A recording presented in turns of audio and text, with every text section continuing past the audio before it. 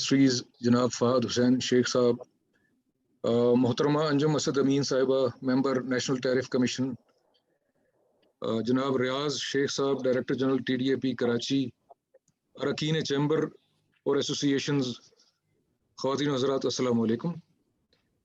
मैं आप सबको आज के वेबिनार में खुशामदीद कहता हूँ, जो कि पाक चाइना FTA पार्ट 2 के हवाले से आगाही के हवाले से मुनक़िद किया गया है।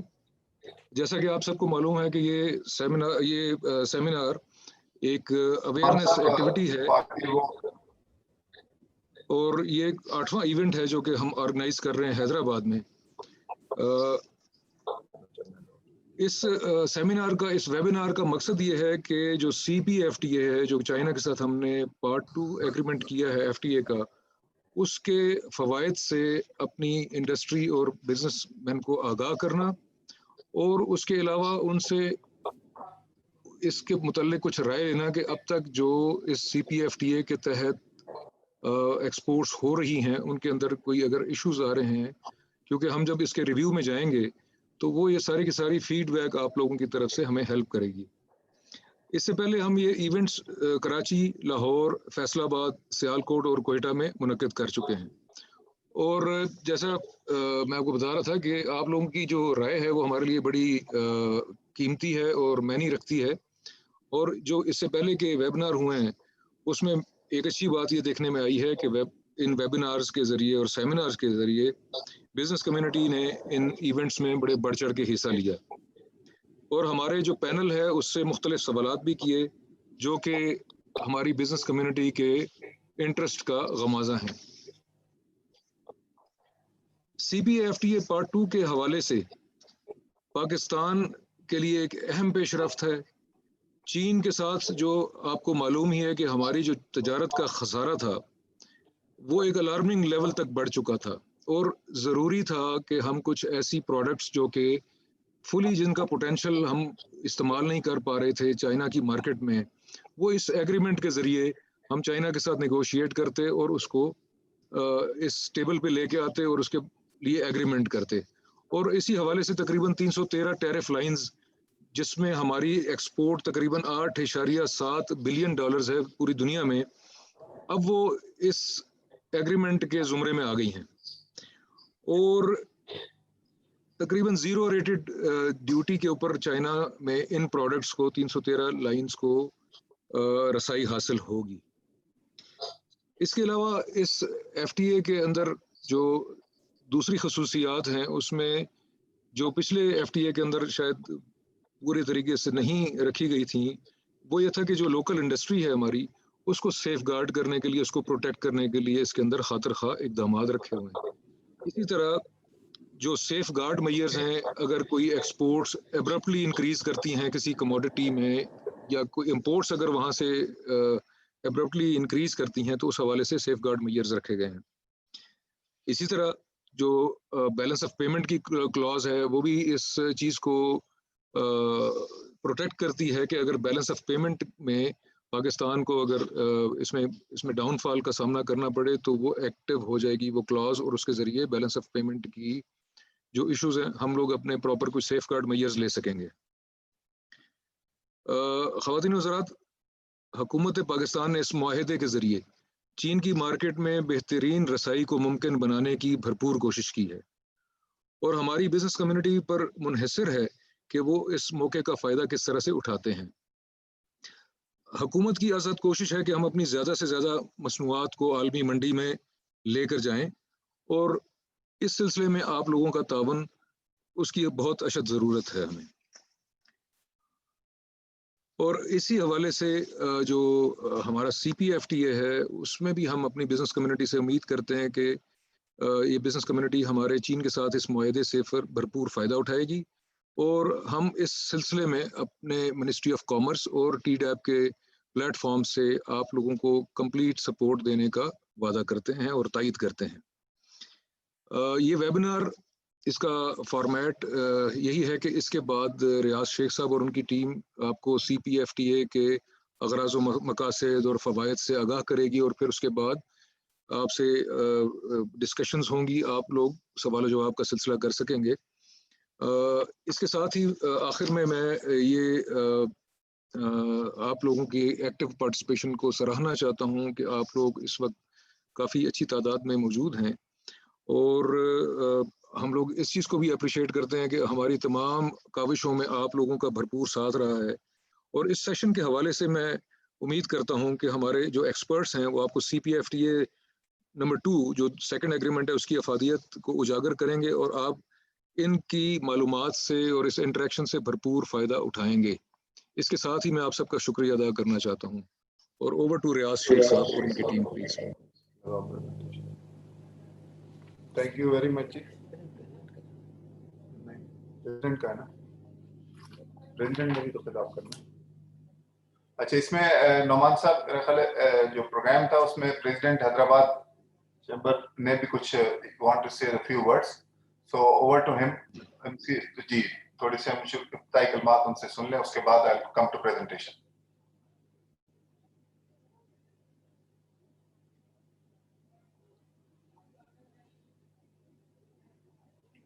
आशिक साहब वो हैं हमारे साथ लाइन पे? जी सर, हम ऑनलाइन सर। फहद शेख साहब हैं लाइन पे जी? जी सर मैं ऑनलाइन हूँ सर। जी प्लीज आप अपनी राय का इज़हार कीजिएगा, तो उसके बाद फिर हम प्रेजेंटेशन पे जाते हैं। सर फहद शेख साहब।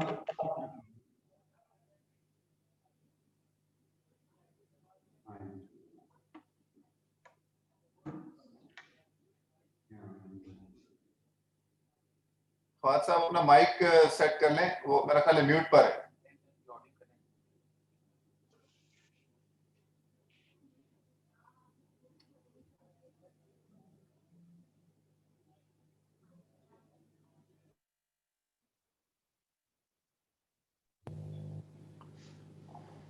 फहद साहब आपकी ऑडियो कनेक्ट नहीं है, आपकी आवाज नहीं सुनाई दे रही।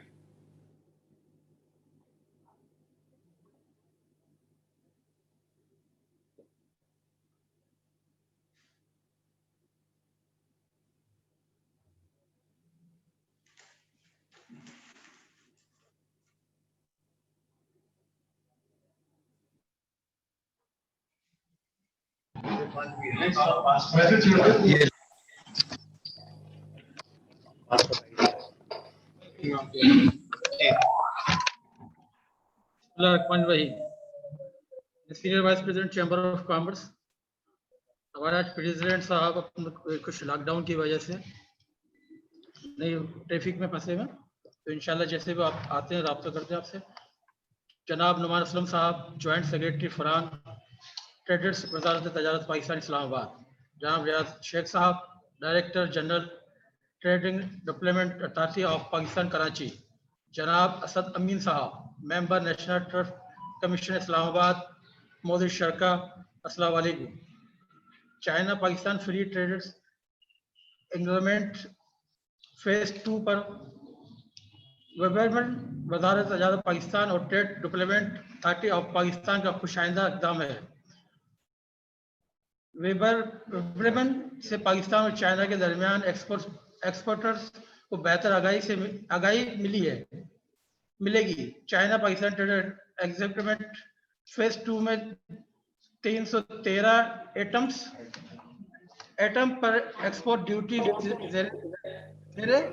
कर दी गई है। इस पे एक्सपोर्टर और फायदा होगा। मुल्क की एक्सपोर्ट बढ़ेगी। हुकूमत की तरफ से तजारती सहूलतें माहिदों पर पाकिस्तान की रेटिंग 79 दर्जे पर आई है।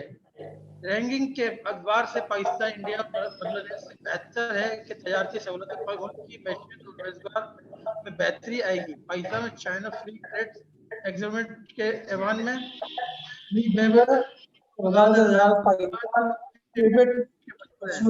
इन्होंने अहम मामलों बचाने की सबूत फराहम की है।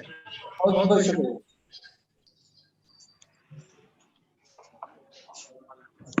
लगा दो।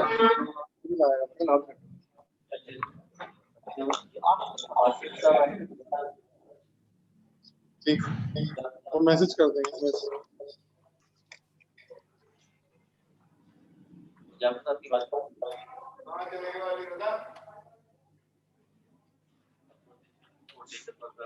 मौका मिल गया।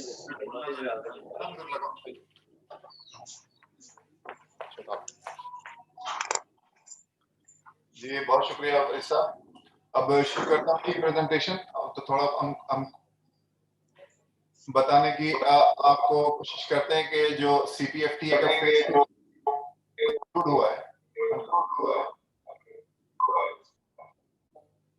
जो CPFT का फेज 2 कंक्लूड हुआ है जिसमें 313 नई लाइंस हमने ऐड की हैं, वो हम बताने की आपको उसके ऊपर आइटम्स और उसके बाद कौन ठीक है जी। तो उम्मीद है सबको प्रेजेंटेशन नजर आ रही होगी। तो जैसे कि हमने कहा ये वेबिनार जो है बिजनेस और export opportunities and CPFTA phase 2 है, जो मिनिस्ट्री ऑफ कॉमर्स और TDAP की ताउन से और दोनों ज्वाइंट कोलैबोरेशन से पेश किया जा रहा है। चलें नेक्स्ट।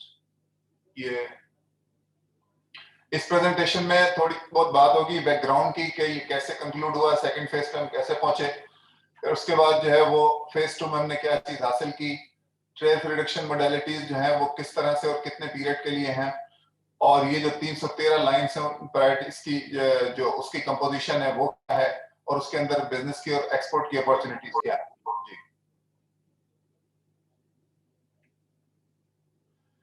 ये जैसा कि आपके इल्म में है कि China Pakistan free trade agreement जनवरी 2006 से ये कंक्लूड हुआ। शुरू में बहुत कम ये लाइंस थी अर्ली हार्वेस्ट प्रोग्राम के थ्रू, और उसके बाद जो प्रॉपर फेज 1 है इस एग्रीमेंट का वो जुलाई 2007 से इम्प्लीमेंटेशन के फेज में आया, जो कि 5 साल तक चला। जब 2012 हो रहा था उसके बाद सेकंड फेज की बात शुरू हुई। 2013 में ये नेगोशिएशन जो है उसमें ये कोशिश की गई कि जहां इम्बैलेंस था, जहां पे हमें नुकसानात हुए और ट्रेड को ये नजर आया कि जी के जो चाइना के साथ आपने FTA किया है उसके अंदर पाकिस्तान में काफी अच्छा खासा आइटम्स का नुकसान था, और इस दौरान जो है आसियान इस दौरान जो है वो आसियान के साथ एग्रीमेंट भी हो चुका था। तो उसकी वजह से जो इम्बैलेंस क्रिएट हुआ, चाइना आसियान को जो फेवर हुई उसको भी एड्रेस करना था। इन तमाम चीजों को बैकग्राउंड में रखते हुए हमने ये कोशिश की कि इस फेज के अंदर उन तमाम चीजों को एड्रेस किया जा सके। उस दौरान फिर ये 11 राउंड्स के बाद ये 2019 में ये साइन हुआ, जिसकी एप्लीकेशन और इम्प्लीमेंटेशन जो है जनवरी 2020 से होने की, जो कि हो चुकी शुरू। चलिए बेसिक जो इसमें हासिल किया है फायदे, वो मार्केट एक्सेस है ज्यादा 313 आइटम के through at par with ASEAN. जो इम्बैलेंस मैंने बताया जैसे आसियान से चाइना के एग्रीमेंट के साथ हुए थे और जो पाकिस्तान को डिसएडवांटेज हुआ था उसको एड्रेस किया, वो आपने गेन्स हासिल किए, और जो मार्जिन ऑफ प्रेफरेंस वहां से चला गया था उसको हासिल किया। दूसरी जो अहम बात है, नॉर्मली जो एग्रीमेंट साइन होते हैं वो फ्री होता है लिबरलाइजेशन या जो फायदे हैं वो दोनों एक दूसरे को अक्सर और बेशतर बराबर देते हैं। इस केस में ये हुआ कि हमें ज्यादा फायदा हुआ। 90% ऑफ जो आइटम्स हैं वो लिबरलाइजेशन की जो है वो चाइना के लिए, और 67% फॉर पाकिस्तान के लिए। इसी तरह से इम्प्लीमेंटेशन पीरियड में भी चाइना ने हमारे लिए 10 साल का पीरियड रखा और हमने चाइना के लिए 15 साल का पीरियड रखा। चलो, और इसी तरह जैसे अभी नुमान साहब बता रहे थे कि सेफ गार्ड के हवाले से कि कोई ऐसी चीज आ जाती है इस कंट्री में जो चाइनीज जैसे लोगों को होता है कॉफ के जी के ये टाइल्स हैं, आजकल देखा आपने, और कोई इस तरह के आइटम्स हैं जो नजर आता है कि डंप्ड हो रहे हैं, तो उसमें उसकी सेफ गार्ड का जो मैकेनिज्म है वो भी काफी इसके अंदर रोबस्ट बनाया गया है। और 15 साल का चूंकि इसका इम्प्लीमेंटेशन का पीरियड है तो उसमें मजीद 8 साल का पीरियड ग्रेस पीरियड लेके 23 साल तक ये प्रोटेक्शन अवेलेबल है। और जैसे कि आपके में है कि जी टैरिफ कमीशन जैसे ही कोई ऐसी एप्लीकेशन आती है कि जी कि फला आइटम डंप हुआ है तो उसी वक्त इमीडिएटली उसको बैन करके और 6 महीने में तक उसके ऊपर इमीडिएट बैन लगा सकते हैं। उसके बाद उसका प्रोसेस शुरू हो जाता है। दूसरी अहम चीज इसके अंदर अंडर इनवाइसिंग, ओवर इनवाइसिंग के इश्यूज थे, तो इलेक्ट्रॉनिक डेटा एक्सचेंज जो है वो कोशिश की इसके अंदर इसका पार्ट बनाने की, जिसमें 95% जो टैरिफ की लाइंस है और ये जो रिकॉर्ड मैकेनिज्म है कस्टम्स का वो तकरीबन कवर हो गया, जिससे मिस डिक्लेरेशन को हमने एड्रेस किया। इसी तरह से बैलेंस ऑफ पेमेंट की और इन्वेस्टमेंट का भी एक्सटेंडेड जो है वो प्रोग्राम है इसके अंदर, जो कि बाद में इसमें सेकंड स्टेज के अंदर होगा। सेंसिटिव आइटम्स है जो पाकिस्तान समझता है उसके अंदर भी 1410 और फिर मजीद 350 ऐड करके तो तकरीबन 1760 के करीब आइटम्स जो है वो सेंसिटिव लिस्ट के अंदर भी डाले। जी ये मॉडलिटी बता रही है कि जैसे ही ये 1 जनवरी 2020 को इम्प्लीमेंटेशन के फेज में आया तो 45% जो टैरिफ लाइन थी 313 में वो इमीडिएटली जीरो हो गई एंट्री टू फोर्स। फिर कुछ परसेंटेज है 15%, उसको 5 साल का पीरियड है, फिर उसके बाद मजीद 15% का 10 साल का पीरियड है। इसी तरह से मार्जिन ऑफ प्रेफरेंस के हवाले से जो 5% रह जाता है वो, और सेंसिटिव लिस्ट जो है वो तो सेंसिटिव लिस्ट के अंदर है, जैसे बताया उसका तो कोई लिबरलाइजेशन है नहीं। ये चाइना ने हमें दिया है, ठीक है जी, 10 साल तक, और जो आगे आप देख रहे हैं TRM ऑफ पाकिस्तान वो फिर जो है उसी हिसाब से 15 साल तक एक्सपेंड हो रहा है डिफरेंट। ये वो कंपोजिशन है जी सेक्टर वाइज, कितनी कितनी टैरिफ लाइन किस किस सेक्टर की है। सबसे ज्यादा आपको नजर आ रही है जैसे अपैरल, जिसमें गारमेंट्स और मेडअप्स ये सारे आर्ट के टेक्सटाइल का कह लें 105, और उसके बाद नीचे आप थर्ड पे देखेंगे टेक्सटाइल, जिसमें यार्न और कारपेट वाला चैप्टर है वो भी 24, तो ये 129 के करीब टेक्सटाइल की हो जाती है। इसी तरह से एनिमल और ये जो इसकी लाइव स्टॉक और जो है वो एग्रीकल्चर पूरा जिसे कह लें आप, फ्रूट्स वेजिटेबल, ये सबकी तकरीबन जो है वो 64 के करीब बनती हैं। इसी तरह से और सेक्टर है मशीनरी के, प्लास्टिक के, ये सब हमने ओपन किए हैं।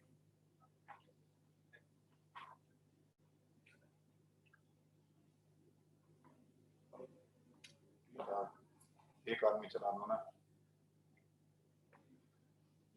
इससे पहले की एक स्लाइड।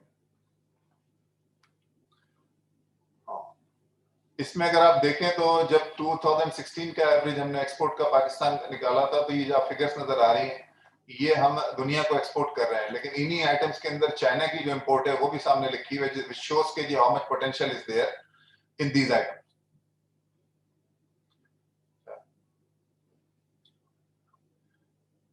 ये जैसे मैंने पहले बताया कि जब आसियान के साथ इम्बैलेंस क्रिएट हुआ और चाइना का FTA हुआ और हमें इसमें डिसएडवांटेज नजर आया, तो अगर आप देखेंगे तो 2013 तक हम ग्रोथ हमारी चल रही थी 2 से 3%, लेकिन उसके बाद अगर आप देखेंगे तो फिर 2016 में दोबारा 2% जो है, ये ग्रीन के अंदर जो आप नजर आ रहा है, ये पाकिस्तान को जो बेनिफिट था, ये एडवांटेज था, वो आसियान की वजह से वो हो गया कम। तो उस चीज को हमने यहाँ पे एड्रेस करने की कोशिश की। अच्छा, ये एक प्रोजेक्टेड फिगर है कि इन 313 आइटम के अंदर अगर आप कितना कितना पोटेंशियल यूटिलाइज कर लें उस मार्केट से, इतना इतने परसेंटेज शेयर हासिल कर लें, तो कितने बिलियन डॉलर की एक्सपोर्ट आप बढ़ा सकते हैं। अगर इस वक्त की एग्जिस्टिंग 2016 की फिगर पे जैसे पिछली स्लाइड में बताया, तो अगर आप 1% शेयर भी चाइना की मार्केट का मजीद हासिल कर लेते हैं इन 313 आइटम के थ्रू, तो आप 0.64 बिलियन, 2.5% शेयर हासिल कर लेते हैं तो तकरीबन 1.6 अरब। वाज़ेह है कि इस वक्त जो पाकिस्तान की चाइना को एक्सपोर्ट है वो 1.73 1.8 के अराउंड है। तो आप खुद सोच सकते हैं कि अगर ये 2.5% नए आइटम्स में शेयर मिल जाता है आपको अगले 1 साल में 2 साल में, तो वो 1.8 में अगर 1.6 भी ऐड कर लेते हैं तो तकरीबन डबल हो जाती है जी। ये 2 स्लाइड्स ऐड की हैं जी, क्योंकि अब ये सेमिनार इस वक्त, ये वेबिनार हो रहा है कि जब कोविड भी है और जनवरी से शुरू हुआ बल्कि दिसंबर से लास्ट ईयर, और उसकी वजह से हमारी एक्सपोर्ट्स के ऊपर इम्पैक्ट भी आया है। लॉकडाउन्स हैं और फैक्ट्रीज ने, आपको पता है किस तरह ये काम किया पूरी दुनिया में, जो इकोनॉमिक सिचुएशन है। तो हमने ये इसके अंदर, चूंकि ये इम्प्लीमेंट हो चुका था जनवरी से, तो हमने ये कोशिश की है दिखाने की इसके अंदर कि किन किन आइटम के अंदर गेन हमें मिल चुका। ज्यादातर आइटम आपको जनवरी से जून के पीरियड के अंदर नेगेटिव नजर आ रहे होंगे, प्लास्टिक के अलावा या राइस की अगली स्लाइड में आप देखेंगे तो इसमें यह है कि ज्यादा गेन आना जो है वो जुलाई के बाद, जब दुनिया दोबारा खुली लॉकडाउन के बाद, तो फिर हमें आना शुरू हुआ। लेकिन जो एडवांटेज हमें मिलना चाहिए था शुरू के 6 महीने में, बहुत कम नजर आ रहा है आइटम के अंदर। जुलाई से आप कह सकते हैं कि थोड़ा ये राइज है, और जो येलो बार्स आपको बार बार ये बड़ी नजर आ रही है, ये सितंबर के महीने की, और अक्टूबर भी काफी अच्छा है। ये उसी तरह के मुख्तलिफ सेक्टर्स हैं, ठीक है, और उसी में जैसे मैंने बताया कि कितना कितना गेन और राइज। ये आपको वुमेन्स गारमेंट की सबसे बड़ी एक सितंबर में राइज नजर आई है। इसी तरह जो है वो वेजिटेबल के अंदर कुछ है, जाना शुरू हुए आइटम, हम देख लेंगे आगे, आपको बता देते हैं जी। ये कुछ आइटम मैंने निकाले जी, खासतौर पे 4 महीने जो जुलाई से अक्टूबर है 2020-21 के, और कंपेयर किया कॉरेस्पॉन्डिंग पीरियड ऑफ 2019-20 से। तो ओवरऑल एक्सपोर्ट के अंदर तो इतनी अभी इंप्रूवमेंट नहीं है, लेकिन कुछ कुछ आइटम जो कॉटन के कुछ चैप्टर हैं, ये अगर आप 8 डिजिट पे देखेंगे तो कॉटन 2-3 जगह जो है ना, जैसे ये नजर आएगा आपको। इन आइटम्स के अंदर अगर आप देखें तो कुछ आइटम के अंदर डेफिनेटली गेन भी, कुछ बराबर भी हैं, लेकिन ये कि बहरहाल इंप्रूवमेंट की तरफ है। चलिए, अच्छा, अब सेक्टर वाइज हर सेक्टर को हम थोड़ा सा बताने की कोशिश करते हैं कि उसमें क्या क्या अपॉर्चुनिटीज निकल सकती हैं। जी, पहला सेक्टर है क्लोथिंग, अपैरल और मेडल्स का, जिसमें सबसे ज्यादा टैरिफ लाइन खुली है 105 के करीब। जी, इसमें अगर आप देखें तो मेंस गारमेंट, वुमेन, उसके अलावा हॉजरी, टी शर्ट, ठीक है जी, बेबी गारमेंट्स, ये वो आइटम है टेक्सटाइल वालों के इंटरेस्ट में, कि जिसमें ग्रीन में आपको शो हो रहा है कि पाकिस्तान की जो इन आइटम्स में वर्ल्ड को एक्सपोर्ट है वो दिखाई हुई है, और साथ साथ हमने दिखाया हुआ है कि जो चाइना दुनिया से लेता है वो कुछ आइटम में आपको नजर आएगा कि हमारी एक्सपोर्ट वैसे बहुत ज्यादा है, चाइना की शायद रिक्वायरमेंट खुद भी प्रोड्यूस करते हैं ये नहीं है, लेकिन बहरहाल उसमें पोटेंशियल मौजूद है। मेन गारमेंट में भी, इसमें भी, टी शर्ट में ज्यादा है, ठीक, और टी शर्ट के अंदर आपको 10 टैरिफ लाइंस हैं, ठीक है जी, जो आपने ओपन की हैं, जिनमें टैरिफ पहले जो है प्री फेज 2 टैरिफ, अगर आप एक एग्जांपल दे रहा हूं, जो 8 से 10.2% हुआ करता था, जो अब 0 हो गया। तो उसका फायदा भी आपने देखा कि ये जो मैंने अभी पिछली स्लाइड में दिखाया कि 4 महीने में, जुलाई से अक्टूबर के अंदर, खास तौर पे मेडल्स में, गारमेंट में, खास तौर पे वुमेन गारमेंट में और ये टी शर्ट के अंदर राइज आई। जी,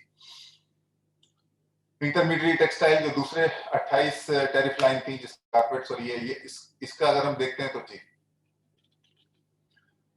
इसमें पाकिस्तान की जो वर्ल्ड को एक्सपोर्ट है वो ठीक है 1.8 बिलियन की है यार्न में, और बाकी जो दुनिया से चाइना खरीद रहा है, ठीक है, वो आप 6.6 बिलियन से ज्यादा है। इसी तरह से कारपेट वाली साइड पे भी आप देखें तो काफी पोटेंशियल मौजूद है, और इन तमाम आइटम के ऊपर 3.5%, फिर 7.8% और उससे आगे 14% तक टैरिफ हुआ करता था, जो कि अब इस फेज के कंक्लूड होने के बाद 0 है।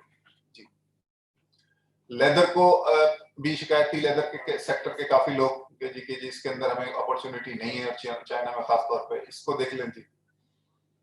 तो इसमें अगर आप देखें जो रॉ हाइट्स और स्किन, जो रॉ के पीटीए वगैरह जैसे पाकिस्तान टेनर एसोसिएशन है, ज्यादातर उसमें डील करते हैं रॉ हाइट्स के अंदर, फिर लेदर गारमेंट वाले लोग हैं, उसका भी एक चैप्टर आप देखेंगे तो आगे हैंड बैग्स और ये टूल बैग्स, इन दोनों में चाइना की रिक्वायरमेंट बहुत ज्यादा है, और एक जगह 2.3 बिलियन है, दूसरी जगह 1.197 बिलियन है, और हमारी आप देख लें तो एक्सपोर्ट जो है दुनिया को बहुत कम है। रॉ हाइट्स तो आराम से जा सकती हैं, आपको पता है यहाँ पे कुर्बानी के सीजन के बाद और काफी होती है, और इन आइटम्स के ऊपर जो टैरिफ हुआ करता था वो 8.6% था, अगर आप देखें 10 टैरिफ लाइन पे, तो उसका नतीजा ये है कि ये बात जी, तो उसमें ये है कि जो है वो आपको अब वो 0 हो जाता है, तो उसके बाद एक मार्जिन नजर आता है, ठीक है ना।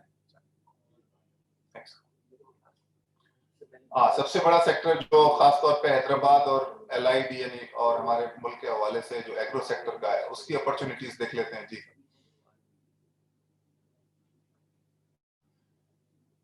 इसमें मैंने जो हमने कोशिश की है कि जो एग्रीकल्चर सेक्टर की जो 313 में से जितने भी सब सेक्टर बनते हैं उन तमाम टैरिफ लाइन को इकट्ठा करें, जैसे मैंने उस वक्त बताया कि ये बनती है 64 313 में से, और इनमें जो पाकिस्तान एक्सपोर्ट कर रहा है इस वक्त 5 साल की ये फिगर जो थी उसका एवरेज जो है वो 646 मिलियन है, लेकिन अगर आप चाइना की इंपोर्ट इन आइटम के अंदर देखें तो वो 12 अरब डॉलर से ज्यादा की है, 12.7, और ये तमाम आइटम जो 64 लाइंस हैं ये अब खुल गई हैं, जिसमें कुछ तो इमीडिएट 0 हो गई और कुछ लाजमी बात है थोड़े पीरियड के बाद, जैसे दिखाया हमने 5 साल में और 10 साल में। ये सी फूड है, इसमें फिशरीज और फिश के आइटम्स हैं, मीट भी खुला है पहली दफा, पोल्ट्री है, मिल्क और इसके अलावा मिल्क की प्रोडक्ट्स हैं, ठीक है ना जी, और प्रीपेड फूड भी पहली दफा, जिसमें पराठा और इस तरह की चीजें आ जाती हैं, फ्रोजन भी हैं जो प्रोसेस्ड कहलाती हैं, वहां पे उसकी एक अच्छी खासी पहले भी डिमांड थी, हर जगह से पहले ये आ रहा था, चाइना तो कंजप्शन अच्छे खासे जो है वो ये प्रोसेस्ड फूड की और कुक फूड की है, उसमें भी कुछ 19 लाइन्स हैं जो खुली हैं, और इसके अलावा बाकी और राइस का आपके लिए में है वो कोटा के थ्रू जाता है, कुछ फ्रूट्स हैं वो भी ऐड किए हैं। अब इन तमाम आइटम में जो एक मसला आता है वो अक्सर ये सवाल आता है कि खुले हैं लेकिन फिर भी इसकी एक्सपोर्ट बढ़ नहीं रही, तो उसमें आपके लिए में है कि फाइटोसैनिटरी मेजर्स जो है वो हर कंट्री के अपने हिसाब से होते हैं, चाइना के काफी स्ट्रिंजेंट है, तो उसमें किन्नू हो, मैंगो हो, इसके अलावा चेरीज हो, इनकी सबकी कोशिश हम करते हैं, और पिछले दिनों ये गिलगित के अंदर जो चेरीज के प्रोडक्शन है उसको सर्टिफाई करने के लिए उसको जो है वो उनकी टीम भी मौजूद, जो विजिट्स होते हैं, ऑडिट टीम्स आती हैं मुख्तलिफ जो चाइना की, वो भी होके गई हैं, ये थोड़ा सा प्रोसेस के अंदर जरूर इन्वॉल्व है, लेकिन ये इसका ये मतलब नहीं है कि पहले तो देखें कानूनी तौर पे खुला होना चाहिए ना, तो पहले ये था कि जी इसमें इतनी ड्यूटीज थी और इतने, इसके अलावा नॉन टैरिफ बैरियर तो बाद में आते हैं कि जिसमें आपकी इंस्पेक्शंस और ये और उसको जो सर्टिफाई करना और जो एरियाज हैं फार्म्स हैं उनको विजिट करना, लेकिन उससे पहले इसका चीज का खुलना जरूरी था, इसका 0 रेट पे आना, ठीक है ना जी। वो अभी काफी हद तक हो गया और ये अच्छी खासी आइटम्स हैं, ये लाइंस हैं। कुछ नए भी हैं इसमें, जैसे मीट का पहले बहुत ही तकरीबन ना होने के बराबर था। प्रीपेड फूड का मैंने बताया, जैसे फ्रोजन आइटम्स हुए या ये चीजें नहीं है, तो इसके अंदर इतना ज्यादा प्रोसेस में तो सर्टिफिकेशन रिक्वायरमेंट नहीं हो, लेकिन जो बहरहाल फ्रेश फ्रूट्स है उसमें डेफिनेटली ज्यादा है। वो भी आस्था उसके लिए TDAP भी काम कर रहा है एसोसिएशंस के साथ मिलकर, और इनके विजिट्स होते रहते हैं जी। एनिमल प्रोडक्ट्स की अगर हम बात करें, ये मैंने बताया, जैसे उसको हमने ब्रेकअप लिया है, जैसे मीट, तीनों तरह के मीट हो गए, बीफ, मटन और पोल्ट्री। उसमें भी हमारी एक्सपोर्ट दुनिया में 76 मिलियन ये देख रहे हैं, ज्यादातर मिडिल ईस्ट की तरफ है। चाइना में बिल्कुल कम काम होता था, ठीक है ना जी।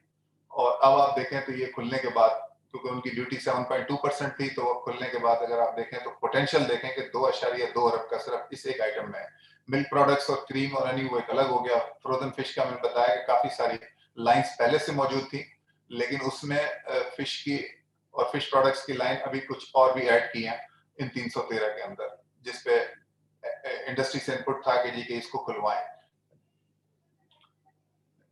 प्रीपेड फूड की जैसे नई लाइन मैंने बताया, इसके अंदर आप अगर हम ब्रेकअप देखें तो ये बिस्किट्स और पास्ता लेकर, पास्ता एक वहाँ रिक्वायरमेंट है, नूडल्स का आपको पता है कि वो बहुत ज्यादा वहाँ पे कंजम्पशन है, और इसी तरह से फूड प्रिपरेशन और आइटम्स, तो कुछ कन्फेक्शनरी के आइटम्स हुए, और ये जो बाकी चीजें हैं जूसेस, ये इनकी भी अगर आप देखें हमारी प्रोडक्शन, ये एक्सपोर्ट बहुत कम है, लेकिन वहाँ पोटेंशियल आप देखें तो कितना है। वहां सिर्फ मसला ये था कि एक सवाल यही उठता था जी, ड्यूटी ड्यूटी ड्यूटी। अगर हम तमाम 4 कैटेगरीज पे देखें तो 7.2% ड्यूटी हुआ करती थी, जो कि अब फेजेस में 0 हो जाएगी। काफी इमीडिएट कुछ आइटम्स पे हो गई अभी 1 जनवरी 2020 से, और कुछ में जो है वो उसी पीरियड के बाद, जैसे हमने बताया जी। चलिए नेक्स्ट। इसी तरह ऑयल सीड्स, जो कुछ आइटम हमारे पास से ही जाते हैं, फैट्स, ऑयल्स, वेजिटेबल, कम करते हैं एक्सपोर्ट हम, लेकिन बहरहाल एक रिक्वायरमेंट इसकी भी मौजूद है, और इसका टैरिफ अच्छा खासा हाई हुआ करता था, 15 से 25%, और दूसरे आइटम पे ये सेस, ये इस पे तकरीबन जो है वो 9.5%, जो कि अब 0 हो जाए। केमिकल सेक्टर को अगर हम थोड़ा सा देखें जी, चलिए, तो उसमें भी अगर ये 4 हमारे पास सब सेक्टर हैं, जिसमें कुछ केमिकल से जैसे सोप्स की शक्ल में बनता है वैक्स वगैरह, कुछ जेलेटिन है, मीट का बाय प्रोडक्ट है, इसके अलावा ऑर्गेनिक केमिकल्स हैं। इसमें आप बिल्कुल, आपको थिन लाइन ग्रीन तो नजर आ भी नहीं रही होगी, ये जो फिगर्स लिखी हुई है, क्योंकि हमारी एक्सपोर्ट इसके अंदर, ये प्रोडक्शन बहुत ही, प्रोडक्शन शायद हो भी, लेकिन एक्सपोर्ट बैरल बहुत कम है।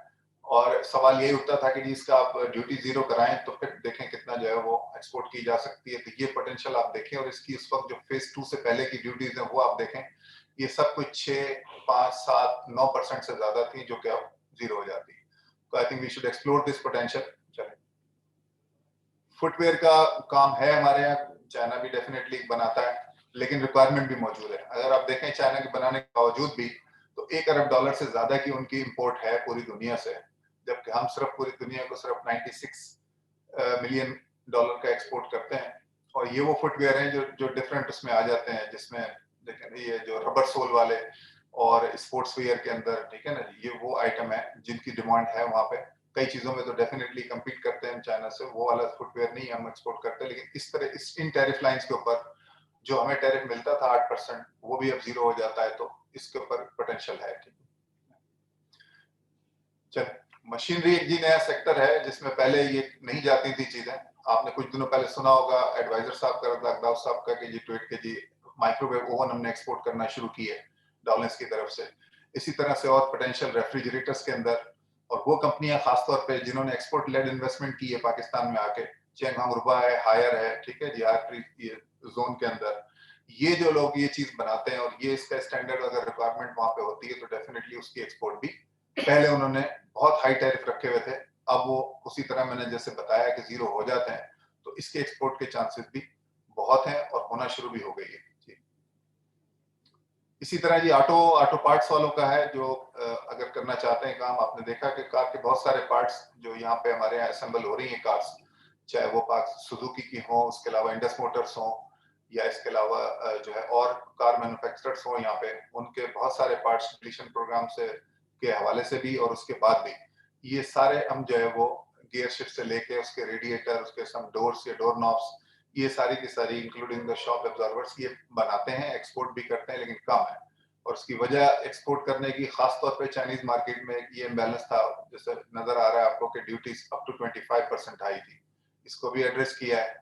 इसी तरह से ट्रैक्टर मोटरसाइकिल जो है उसकी भी एक्सपोर्ट का, जो कि उन्होंने अपनी इंडस्ट्री को सेव किया हुआ था हाई टैरिफ रख के इंपोर्ट के ऊपर, तो वो पाकिस्तान इसको खुलवाने में कामयाब हुआ है, तो फिर ये चीजें इंपोर्ट या एक्सपोर्ट हो सकती हैं। जी, ज्वेलरी जी नया सेक्टर है, पहले इसके ऊपर इतना काम हुआ नहीं था, ना ये खुला हुआ था। जी, इसमें अगर हम देखें तो दुनिया को, इसमें स्टोन भी साथ है जी, तो इसमें ज्वेलरी सिल्वर की भी गोल्ड की भी दोनों है उसके अंदर, और इसके अलावा जो प्रेशियस स्टोन्स हैं ये सारे रूबी और सैफायर और ये जो कुछ यहाँ से निकलता है इसके साथ मिलके मेटल्स भी ले लें आप, कॉपर वगैरह, इस पूरे चैप्टर में ये आते हैं। इसकी नो टैरिफ लाइन है जिसका एवरेज टैरिफ जो 23 से ऊपर था, तो अब जाके वो भी जीरो हो जाता है, और इनकी डिमांड भी मौजूद है। डिफरेंट डिजाइन इसके अंदर हमारे साथ लोग करते हैं, लोग ज्वेलरी एक्सपोर्ट कर भी रहे हैं, यूरोप की तरफ भी करते हैं, छोटे छोटे उसमें ऑर्डर्स होते हैं। लेकिन बहरहाल ये अब इस खुलने के बाद हम एक्सपेक्ट करते हैं कि इस सेक्टर को भी जो है वो काफी फायदा होगा। जी, इसी तरह से जी प्लास्टिक के सेक्टर की भी थोड़ी सी बात कर लेते हैं। इसकी एक्सपोर्ट हमारी है तो बहुत कम। इसमें जो रेजिन है, प्लास्टिक रेजिन दाना जिसे कहते हैं, और वो जिससे पेट बॉटल्स और ये सब चीजें बनती हैं, ये उसका थोड़ा सा एनवायरनमेंट का इशू भी है चाइना में, तो उन्होंने अपने काफी सारे जो प्लांट है वहां पे उसको बंद किया है, वो उस तरह से उसको प्रोसेस नहीं कर रहे, तो उसी वजह से इनकी इंपोर्ट आप देखें तो ये $10 अरब से ज्यादा की है। तो इसको दुनिया से मंगाते हैं, उसके बाद फिर इसको जो है वो इन आर्टिकल्स और इस आइटम्स को ये कन्वर्ट करते हैं। तो वो जब बनाते हैं तो उसको इनकी जरूरत जो है वो होती है, हमारे पास होता है जरूर, हम भी करते हैं, हमारे पास इतने शायद अभी स्टैंडर्ड्स उस तरह से नहीं है एनवायरनमेंट के हवाले से, लेकिन बहरहाल जो है वो एक्सपोर्ट बनता भी है और फिर भी हो रही है एक्सपोर्ट। लेकिन तब भी हमारी सिर्फ 238 मिलियन है, और पोटेंशियल आप साथ में देख लें कि कितना किया जा सकता है। If somebody wants to invest in that sector and wants to export, then अभी बाकी दुनिया को तो छोड़ें, सिर्फ चाइना ही एक अच्छी बड़ी मार्केट है जहाँ टैरिफ अब आपको पहले 5, 5.5, 6% था जो अब 0 हो चुका है। जी, ये एक छोटे आइटम है, लेकिन बहरहाल इसके अंदर भी चांस मौजूद है जो करना चाहते हैं एक्सपोर्ट। मैट्रेसेस हैं, लैंप्स वगैरह हैं। नेक्स्ट लीजिए। तो इतना नहीं है, लेकिन बहरहाल ये भी एक आइटम था, तो चूंकि जब इन आइटम्स के अंदर शामिल था तो हमने कहा इसको भी।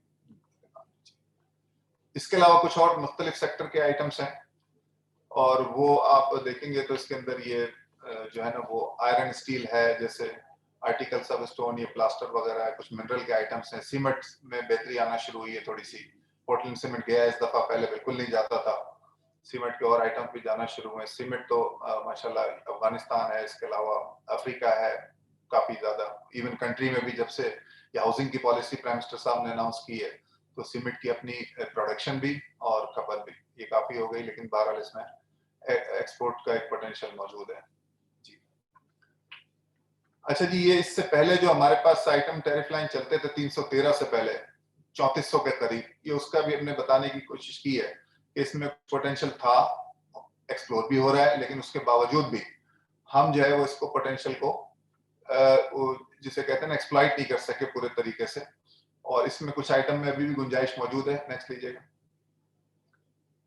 ये अगर आप देखें टोटल तो ये तकरीबन 3500 के करीब टैरिफ लाइंस हैं जो पहले से चली आ रही हैं, और इसमें भी बताने का मकसद सिर्फ ये था कि एक्सप्लोर करने की मजीद गुंजाइश है, और इनको अगर हम देखा जा सकता है नई नई, जैसे लेदर का सेक्टर इसमें हाईलाइट हुआ हुआ है। लेदर की पहले तो ये 25 लाइनें थी ही, इसके अलावा भी जो है वो अभी ऐड हुई हैं 8 जो भी बताएं इसके अंदर। चलिए, अच्छा जी, ये वो है जिनको 5 साल के अंदर मजीद जो है वो लिबरलाइजेशन अलाउ थी उस वक्त भी, जो होके अब तकरीबन मेरा ख्याल है हाँ 21 तक खत्म हो जाएगी। जी, ये आइटम भी आप देख सकते हैं, जस्ट टू शो के जी कि ये पहले हमारे पास क्या था और मजीद हमने क्या क्या चीजें ऐड की हैं। जी, चलिए, इसी तरह से 10 साल तक ये भी देखिए। अच्छा, ये just to put on record के जी कि इसका जब ये फेज कंप्लीट हुआ तो हमने किन किन एजेंसीज के साथ, तमाम एसोसिएशन चैम्बर्स तो थे ही थे, लेकिन इसके अलावा मिनिस्ट्री ऑफ टेक्सटाइल है, फूड सिक्योरिटी है, FBR है, इन सबके साथ जो है वो कंसल्टेशन इसको करने में की गई थी, और एक बहुत ही होलिस्टिक अप्रोच के साथ और पूरी डिटेल्ड कंसल्टेशन के साथ जो है वो ये सारा का सारा प्रोसेस पूरा होकर उसके बाद नेगोशिएशन कंप्लीट की थी। जी, सेंसिटिव लिस्ट में जैसे बताया, कुछ हमारे आइटम ऐसे हैं कि जिसको हम नहीं चाहते कि वो किसी के लिए खोलें, वो भी एक लिस्ट है मौजूद। और उसके अंदर जितनी टैरिफ लाइंस हैं वो पहले से थी, मैंने बताया था, जैसे 1410 पहले थी, 350 और ऐड की तो टोटल हो गई 1760। तो ये लाइनें जो है हमने अपने लिए सेव की हैं और इसमें जो है वो अलाउ नहीं किया अपनी मार्केट को सेव करने के लिए। जी ये शुरू में बात हो गई कि फेज 1 तो जो तरीका था वो 60% पाकिस्तानी इंपोर्ट्स को चाइना ने 0 किया था या लेस देन 5% किया था, और अभी जो है वो मजीद हमने ये 7% और जो है ये किया, तो 67% का हमें रिलीफ मिल गया। ठीक है, चले, थैंक यू वेरी मच जी। और अब मैडम है, सेफगार्ड मेजर्स के ऊपर मैडम अगर बात करेंगे, अंजुम असद अमीन, वो अगर खाली ज्वाइन किया नहीं तो फिर will go straight on question answer session. नहीं, okay, now the floor is open for question answer. आप जिसने करना हो सवाल जी आप खड़ा कर दें, यहाँ नजर आ जाएगा, विल अलाउ। और उसके अलावा बाकी अपने क्वेश्चंस आप लिख के भेज भी सकते हैं इसके ऊपर चैट बॉक्स में, और चाहे तो उसके बाद ईमेल भी कर सकते हैं। आपके पास हैदराबाद ऑफिस का एड्रेस मौजूद है, I will try to reply you and address that queries. जी प्लीज।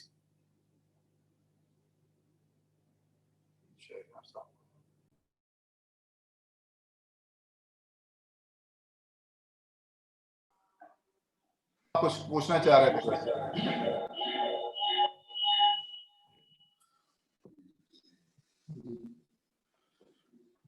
अस्सलाम वालेकुम सर।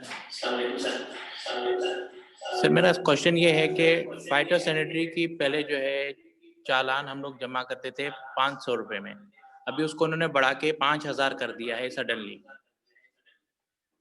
तो काइंडली इसको जो है रिवाइज करवाएं और इसकी पुरानी जो है चालान के ऊपर इसको जो है इम्प्लीमेंट करवाएं।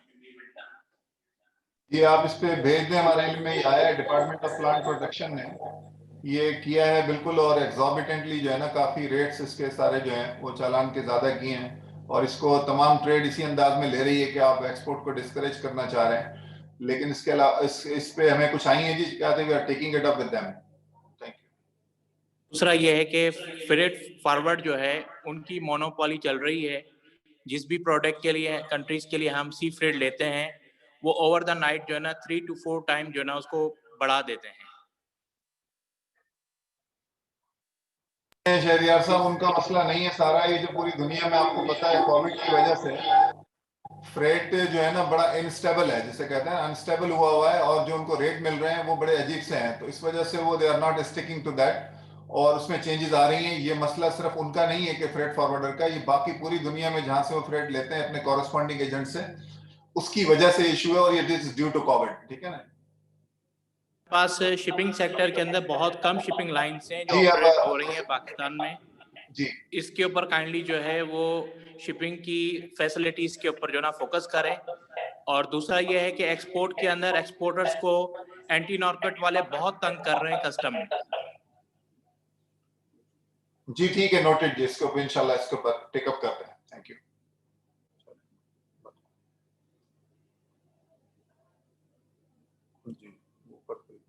जी साहब, से खोलो ना, नहीं खुला। जी जनाब, जनाब। मैं ज़ियाउद्दीन हूँ, साबिक नायब सदर हैदराबाद चैम्बर ऑफ कॉमर्स से। जी जी जी जी, सवाल कीजिए। जी जी, मैं ये कह रहा हूँ कि बड़ी अच्छी आप पॉलिसी है ये, इसका तो बड़ी पुराने काफी अरसे से इसका इंतजार था।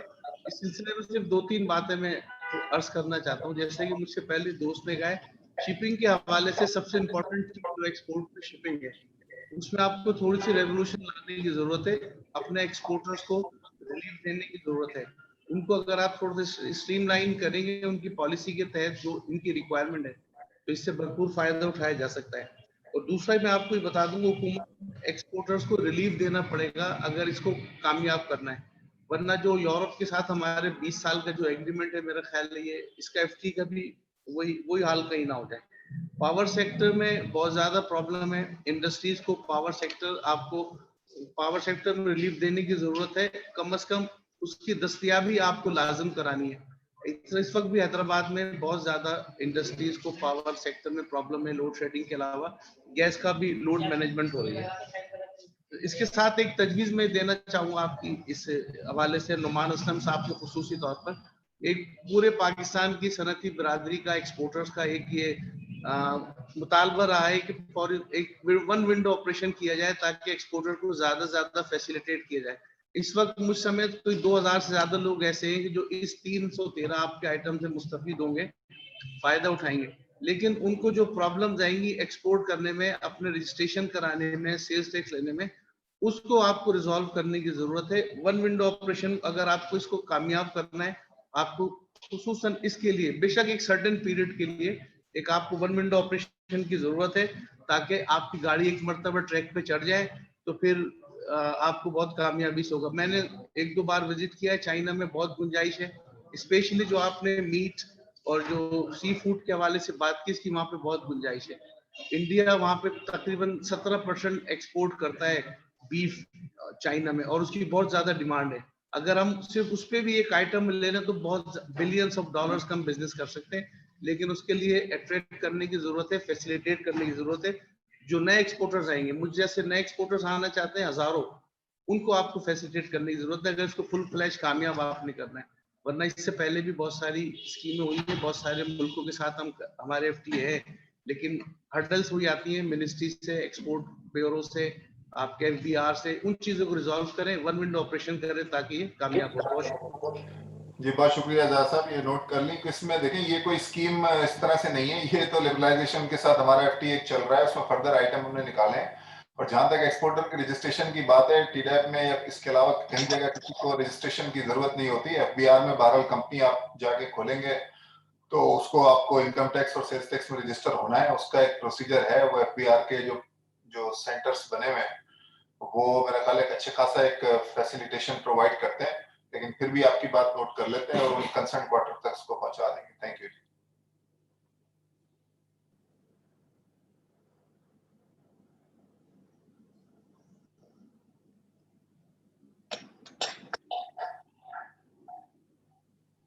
और कोई साहब अगर सवाल पूछना चाह रहे हो तो आप कर दें, अदरवाइज विल कंक्लूड।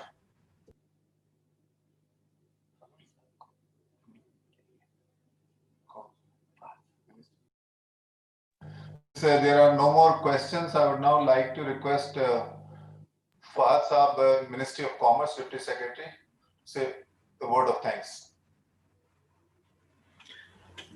सर मैं आप तमाम लोगों का शुक्रिया अदा करने से पहले एक दो बातें जो हैं, जो ये सवालात किए गए थे उस हवाले से भी, जो लास्ट हमारे या सवाल पूछ रहे थे साहब, उनके इल्म के लिए भी और बाकी तमाम लोग जो हैं उनके लिए भी जो सुन रहे हैं, कि मिनिस्ट्री ऑफ कॉमर्स में पहली दफ़ा एक कंट्री स्पेसिफिक विंग क्रिएट किया गया। यानी इससे पहले हमारे पास जो फॉरेन ट्रेड के विंग्स हैं ये रीजन्स को कवर करते थे। यानी जिस रीजन को मैं देख रहा हूँ ये एशिया और पैसिफिक पूरे रीजन को कवर कर रहा है। मगर एक नया विंग हमने इसी इम्पोर्टेंस को देखते हुए, जो हमारी FTA फेज़ 2 के नतीजे में जो मार्केट ओपनिंग हुई है उस पर कैपिटलाइज करने के लिए, और ताकि ना सिर्फ ये कि मिनिस्ट्री ऑफ कॉमर्स में फैसिलिटेशन मिले, बल्कि हम लोग डायरेक्टली जो दूसरे महकमों से रिलेटेड, जैसे FBR से बात कर रहे थे, या प्लांट प्रोटेक्शन से, या एनिमल क्वारंटीन, या इन डिपार्टमेंट से भी जितने भी मामलात हैं वो सिंगल विंडो हो जाए। यानी मिनिस्ट्री ऑफ कॉमर्स में एक जॉइंट सेक्रेटरी लेवल के ऑफिसर जो हैं वो सिर्फ चाइना के हवाले से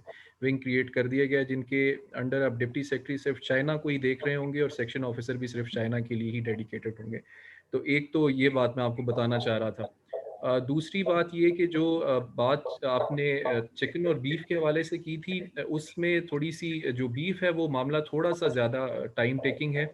उसमें फुट एंड माउथ डिजीज़ के हवाले से हमें कुछ एरिया स्पेसिफाई करने हैं, जो कि थोड़ा लॉन्ग टर्म प्रोसेस है। लेकिन चिकन के हवाले से हम थोड़े करीब पहुंच गए हैं उसके। चाइना के साथ जो हमारे एनिमल क्वारंटीन डिपार्टमेंट था वो काफ़ी क्लोज लाइजन में काम कर रहा था, और होपफुली अब ये कोविड की अगर सिचुएशन ना होती तो प्रॉब्ली हम ज़्यादा जल्दी ओपन कर लेते चिकन के लिए अपनी मार्केट को।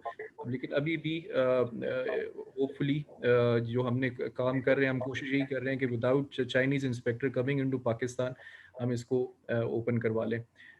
इसके अलावा भी आप लोगों के कोई सवालात अगर हों तो, जैसे सर ने बताया, ईमेल आईडी आपके पास मौजूद है। हमारी मिनिस्ट्री ऑफ कॉमर्स की वेबसाइट के ऊपर भी ईमेल एड्रेसेस जो हमारे कंसर्न सेक्शंस हैं उनके मौजूद होंगे, उसके ऊपर भी आप ईमेल कर सकते हैं अपने सवालात को। मैं बहुत शुक्रगुजार हूँ हैदराबाद चैम्बर ऑफ कॉमर्स का, वो कि उनके चेयरमैन आज वो नहीं इसमें शामिल नहीं हो सके, लेकिन इसके बावजूद उनके चैम्बर के जो मेंबर्स वहाँ पे मौजूद थे उनका शुक्रिया अदा करता हूँ। ट्रेड डेवलपमेंट अथॉरिटी का शुक्रिया अदा करता हूँ जिनकी कोलैबोरेशन से हम अपनी बात आप तक पहुँचा सके। हमारी कोशिश ये थी कि नेशनल टैरिफ कमीशन से भी जो मेंबर हैं वो आज मौजूद होती, लेकिन वो अपनी कुछ कमिटमेंट्स की वजह से आज शामिल नहीं हो सकी। और आप तमाम पार्टिसिपेंट्स का बहुत शुक्रगुजार हूँ कि आप लोगों ने इतना कीन इंटरेस्ट इसमें दिखाया। थैंक यू वेरी मच जी, बहुत शुक्रिया। बहुत शुक्रिया जी।